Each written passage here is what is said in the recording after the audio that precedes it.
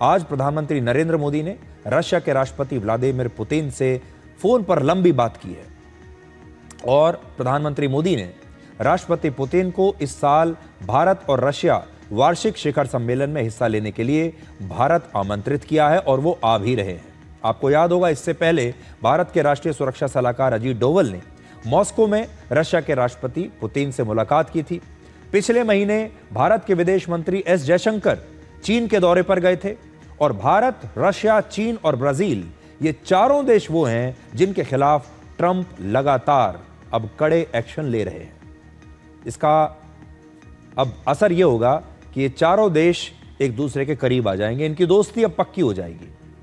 दरअसल ये चारों देश ब्रिक्स के भी संस्थापक सदस्य हैं। आज ब्रिक्स ही अमेरिका और उसके सहयोगी देशों के लिए सबसे बड़ी चुनौती है। ब्राजील पर भी अमेरिका ने ऐसे ही 50% टैरिफ लगाया है और ब्राजील भी अमेरिका के सामने भारत की ही तरह झुकने से इनकार कर चुका है। अब आप इन आंकड़ों को देखिए कि कैसे डोनाल्ड ट्रंप ब्रिक्स और ब्रिक्स देशों से परेशान है। पिछले कुछ दशकों से ब्रिक्स के देशों की अर्थव्यवस्था तेजी से आगे बढ़ रही है। 1995 में दुनिया के कुल जीडीपी में अमीर देशों के संगठन G7 का योगदान करीब 45% था, यानी लगभग आधा। इन देशों में कौन से देश थे? America, Britain, Canada, France, Germany, Italy और जापान, ये इन देशों में शामिल थे। तो इनका जो शेयर था दुनिया के जीडीपी में वो था लगभग 45% और ब्रिक्स देशों का था लगभग 17%। यानी ब्राजील, रशिया, भारत, चीन और दक्षिण अफ्रीका का कुल योगदान केवल 17% था। लेकिन 2023 में दुनिया की जीडीपी में ब्रिक्स देशों की हिस्सेदारी G7 देशों से भी ज्यादा हो चुकी है और वर्ष 2024 में तो ब्रिक्स देशों की औसत आर्थिक विकास दर 4% थी, जबकि G7 देशों की विकास दर सिर्फ 1.7% थी। शेयर के बारे में मैं आपको वापस लेकर जाता हूं। देखिए, वो आंकड़े आपको दोबारा से दिखाते हैं हम। इससे पहली वाली जो प्लेट में हमने आपको दिखाया था, यहां देखिए। तो 2023 में जब आप देखेंगे तो आपको समझ में आएगा कि जो ब्रिक्स देश हैं उन्होंने कैसे G7 देशों को ओवरटेक कर लिया है। अब ब्रिक्स के देश उनसे आगे निकल चुके हैं।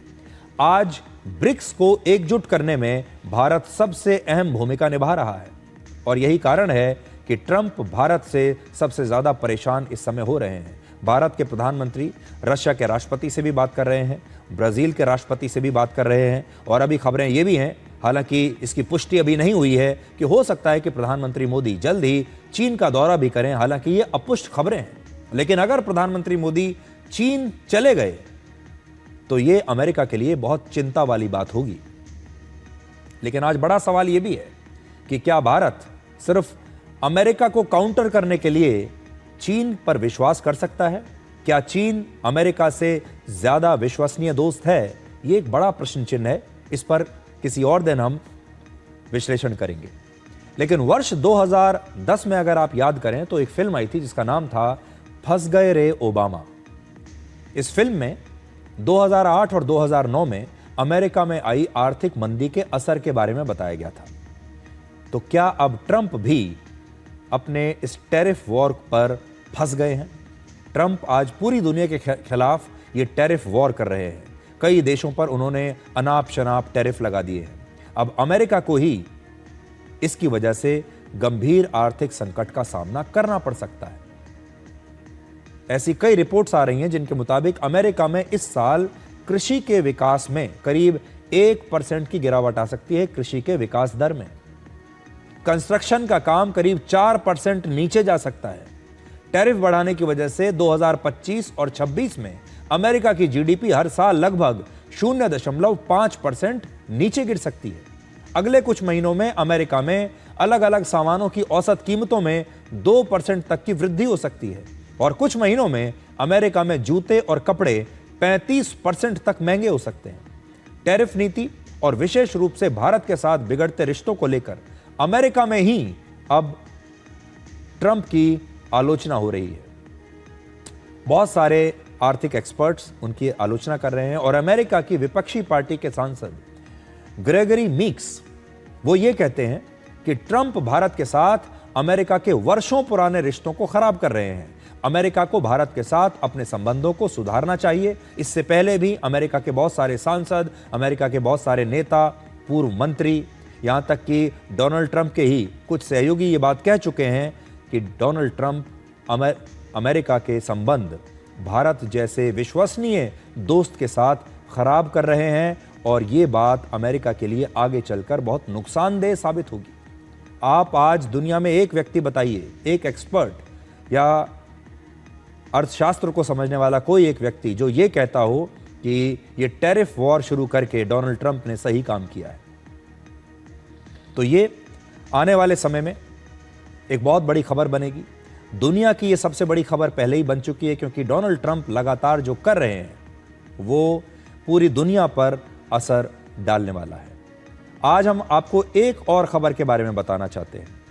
एक अंतर्राष्ट्रीय एजेंसी है रॉयटर्स, जिसे बड़ा विश्वसनीय माना जाता है, लेकिन अब मीडिया के जरिए भी भारत और अमेरिका के बीच संबंधों को खराब करने की कोशिश हो रही है।